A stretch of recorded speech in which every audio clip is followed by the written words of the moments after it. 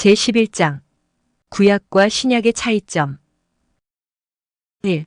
하늘나라에 대한 관심으로 이끌어야 할 지상의 은혜를 강조. 그렇다면 무엇이라고 할 것인가? 여러분은 신구약 간에는 아무 차이도 없다는 말이냐고 물을 것이다. 또한 신구약을 서로 전혀 다른 것으로서 대립시키는 많은 구절들은 어떻게 되느냐고 할 것이다. 물론 나는 성경에 차이가 있으며 그 사실에 주의를 환기하는 것을 나는 기꺼이 인정하지만 그렇더라도 그것은 성경의 엄연한 통일성을 손상하지 않는 범위 내에서 하는 인정이다. 차이점들을 순서대로 토의하고 나면 이 점이 명백하게 될 것이다. 내가 보거나 기억할 수 있는 중요한 차이점은 넷이다. 다섯째 것을 첨가하는 사람이 있다면 나는 반대하지 않겠다. 이 모든 차이점은 처리 방법에 관한 것이고 본질에 속한 것이 아니라고 나는 주장하며 그 점을 나는 증명할 것이다. 이와 같이 하면 신구약의 약속들이 같으며 이 약속들의 토대도 같은 그리스도시라는 입장을 방해하는 것이 없게 될 것이다. 그런데 차이점은 첫째로 다음과 같다. 하나님께서는 구약의 자기의 백성이 마음을 고상하게 가져서 하늘 기업을 생각하기를 원하셨고 그들의 이 소망을 더욱 잘 배양하시기 위해서 그 기업을 땅에 붙은 혜택의 모양으로 그들에게 보이시며 이를테면 그들이 맛보게 하셨다.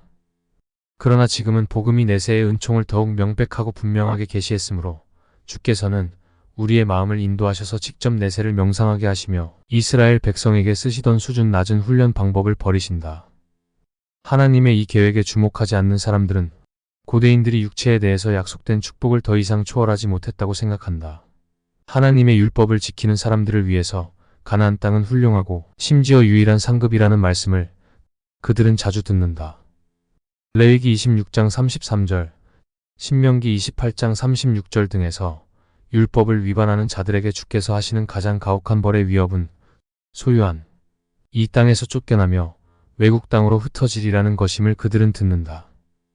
그들은 모세가 말한 축복과 저주의 거의 전부가 여기 있다고 생각한다. 세르베투스 등은 율법의 약속들은 그리스도인들에게는 영적으로 실현되지만 유대인들은 가나안 땅을 얻고 젖과 꿀로 만족했다고 주장했다. 이런 사람들을 우리는 반대한다. 이스라엘 백성은 가나안 땅을 차지하는 것을 최고의 궁극적 행복이라고 생각했고 그리스도가 계시된 후로 그것은 우리에게 하늘 상속을 예표했다고 그들은 가르친다. 그러나 이스라엘 백성은 자기들이 즐긴 지상적 소유를 일종의 거울로 삼아 자기들을 위해서 하늘에 준비되어 있다고 믿은 미래의 상속을 내다본 것이라고 우리는 주장한다. 2. 지상에서의 약속은 구약에서 유년기 시절의 교회에 해당한다. 그렇다고 지상의 일에 대한 희망을 구속하지 않는다. 갈라디아서 4장 1절과 2절을 보면 이 점이 더욱 명백하게 될 것이다. 거기서 사도는 유대 민족을 어린 상속인에 비교한다. 아직 자립할 수 없어 후견인 또는 관리인에게 맡겨 돌보게 하는 것과 같다고 한다.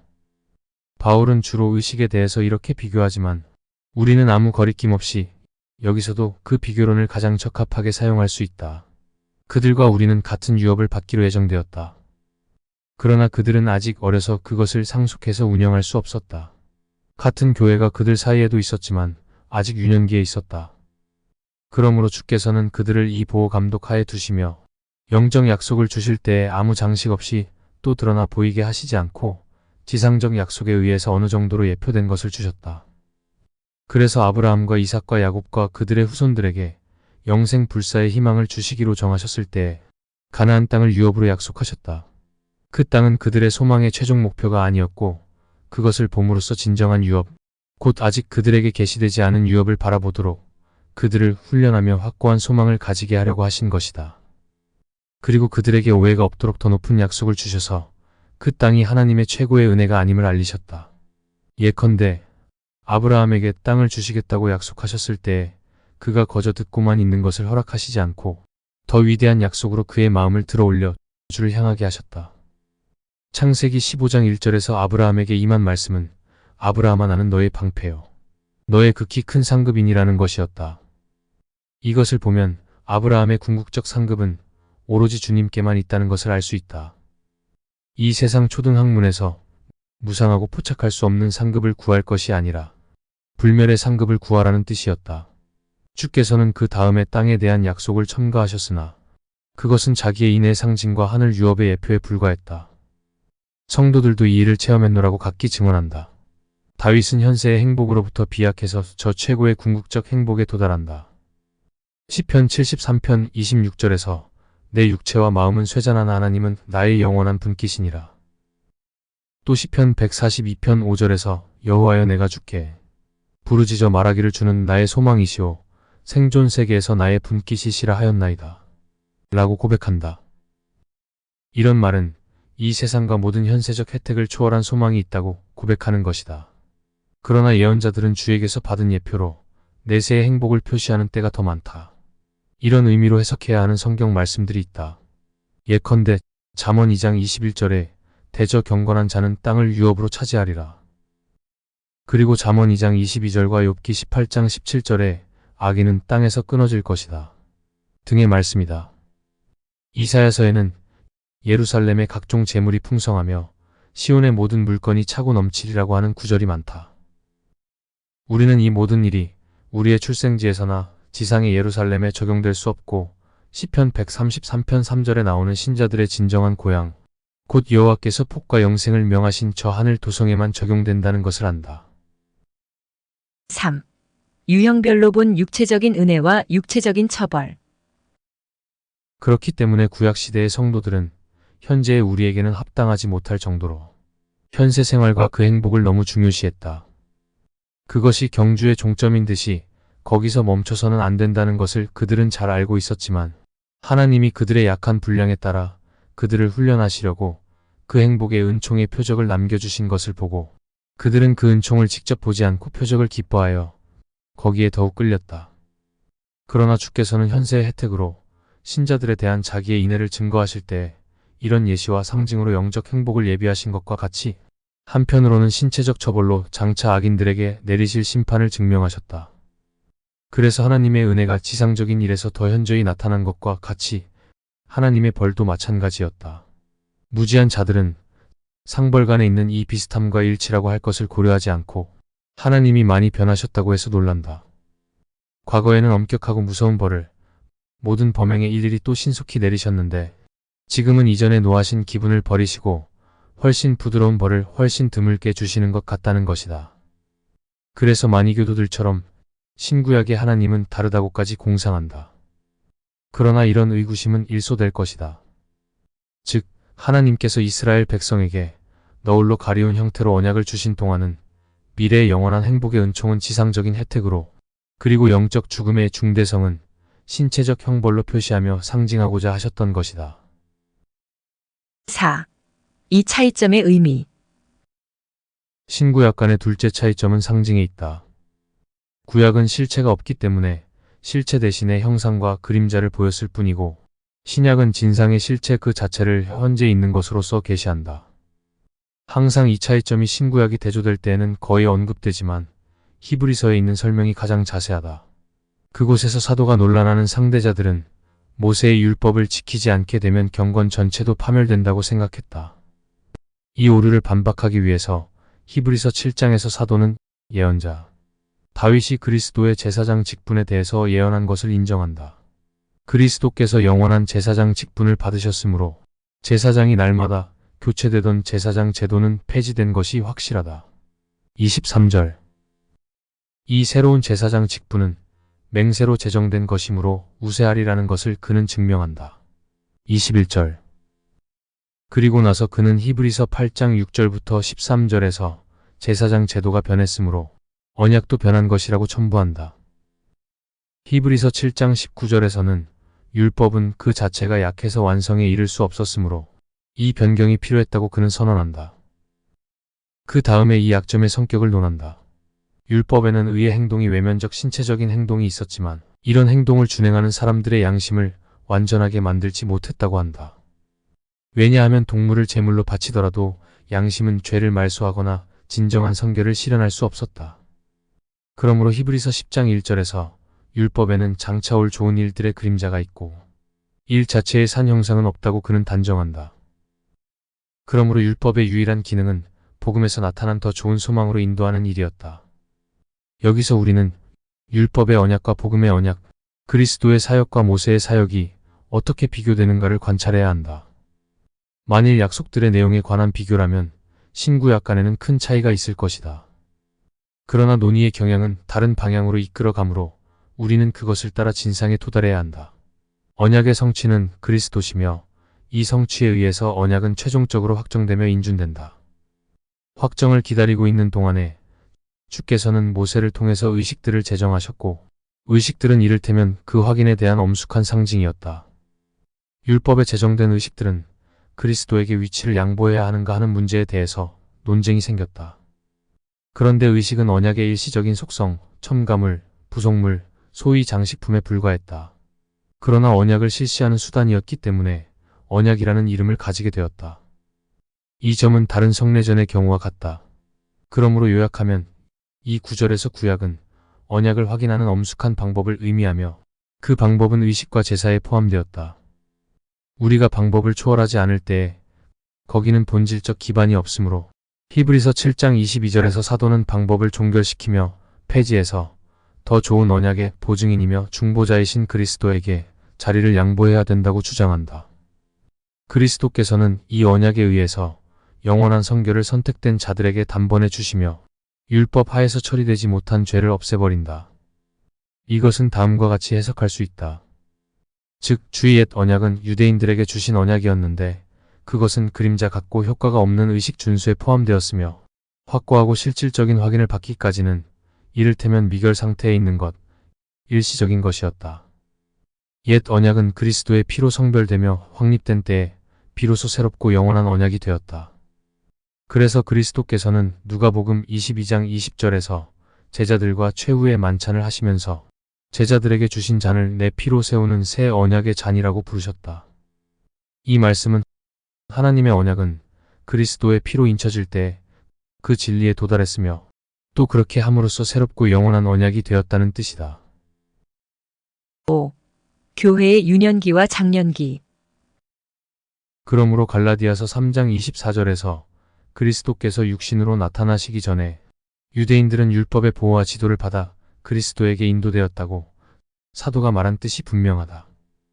사도는 또 그들은 하나님의 아들이며 후사였지만 아직 어리기 때문에 보호자의 감독 아래에 놓이게 된 것이라고 인정한다.